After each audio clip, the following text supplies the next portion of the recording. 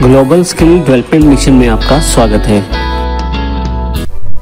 Adobe Photoshop में interface को समझने के बाद और सिंगल डॉक्यूमेंट में उसे एडिट करने के बाद अब हम चलते हैं अपने अगले स्टेप की ओर, जिसमें हम ये देखेंगे कि हम किस तरह से मल्टीपल डॉक्यूमेंट्स को एडिट कर पाते हैं, उसे ओपन कर पाते हैं। एक फोटोशॉप में हम मल्टीपल फाइल्स को किस तरह से ओपन कर पाएंगे, हम इसके बारे में जानेंगे। एडोब फोटोशॉप की एप्लीकेशन को ओपन करने के बाद मैं यहाँ पर फाइल टैब पर क्लिक करता हूँ एंड देन ओपन सेलेक्ट करता हूँ।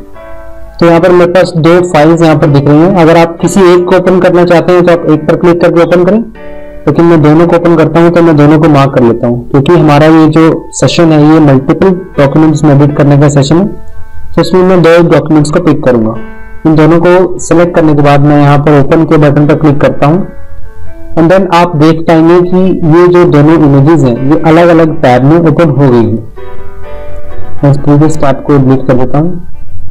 इन दोनों टैब्स को आप अपने हिसाब से रीऑर्डराइज कर सकते हैं, अपने हिसाब से मूव कर सकते हैं। रीऑर्डर करने के लिए आपको सिंपल टैब पर क्लिक करना होगा और उसे अपने माउस बटन पर लेफ्ट क्लिक करके रखना होगा एंड देन क्लिक करके रखें और उसे ड्रैग करें नीचे की ओर।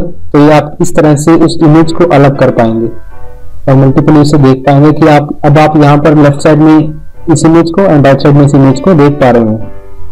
मल्टीपल इमेजेस में अगर आप इसे चाहते हैं कि आप एक अलग व्यू देना चाहते हैं, इन दोनों को एक ही व्यू में देखना चाहते हैं, तो इसके लिए आपको विंडोज में जाना होगा, विंडोज टैब पर एंड देन अरेंज। अब आप यहाँ पर देख सकते हैं, अगर आप इसे वर्टिकली सिलेक्ट करते हैं तो आप उसे इस तरह से वर्टिकली देख पाएंगे, लेफ्ट साइड में ये इमेज, राइट साइड में ये वाली। एंड विंडोज में अगर अरेंज में आप हॉरिजॉन्टली करते हैं तो आप अप एंड डाउन सीक्वेंस में आप उसे देख पाएंगे।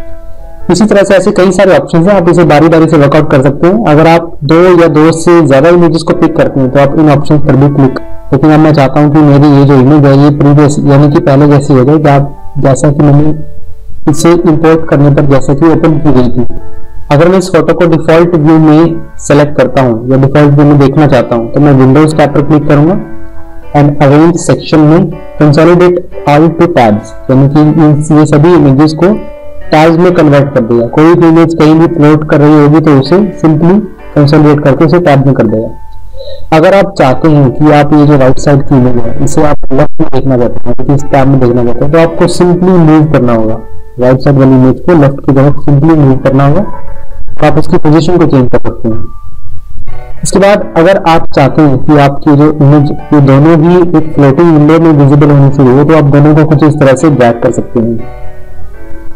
तो ये दोनों आपके पास कुछ इस तरह से फ्लोट होनी शुरू हो जाएगी और आप इंडिपेंडेंटली इसे किसी भी तरह से एडिट कर पाएंगे। इसे रिसाइज भी कर सकते हैं, यहाँ पर बॉटम में कुछ इस तरह से इस इमेज को आप ऐसे रिसाइज कर सकते हैं। अगर आप इन इमेजेस को कैस्केड रूप में, यानी कि एक इमेज पर दूसरी इमेज कुछ इस तरह से रिप्रेजेंटिंग हो, यहाँ पर दिखा देता हूँ आपको। इस तरह से अगर आप देखना चाहते हैं तो आप उसे सिंपली इस तरह मूव कर सकते हैं और कैस्केड का रूप दे सकते हैं, यानी कि अलग मूव दे सकते हैं। उसके लिए आपको विंडोज में जाकर अरेंज में यहाँ पर कैस्केड सेलेक्ट करना होगा, तो आपको कुछ इस तरह से दिखनी शुरू हो जाएगी, यानी कि एक विंडो में आप दो टैब्स को देख पाओगे। फ्लोटिंग विंडो को अगर आप दोबारा से वहीं एडजस्ट करना चाहते हैं तो आपको सिंपली ड्रैग करना होगा टॉप की तरफ और ब्लू लाइन की बॉर्डर आप देखते ही विजिबल होते ही आप उसे छोड़ दें। तो कुछ इस तरह से जैसा कि पहले हमारे पास विजिबल थी उस तरह से दिखनी शुरू हो गई है। अगर आप इन फाइल्स को क्लोज करना चाहते हैं, लेकिन मैं नहीं चाहता कि ये इमेज में से क्लोज करना चाहता हूँ, तो मैं फाइल के टैब पर क्लिक करके क्लोज बटन पर क्लिक करूंगा, तो ये सिंपली ये क्लोज हो जाएगी। इसी तरह से अगर आपके पास ऐसे 10-12 इमेजेस हैं, यानी कि लाइन बाय लाइन सभी इमेजेस को आप बारी बारी से डिसेबल करने में आपको ज्यादा टाइम यूटिलाइज करना पड़ेगा। लेकिन अगर आप सिर्फ एक ही क्लिक में से क्लोज करना चाहते हैं तो आपको इसके लिए फाइल में जाकर क्लोज ऑल पर सिलेक्ट करना होगा, तो आप हर तरह की इमेजेस को क्लोज कर पाएंगे।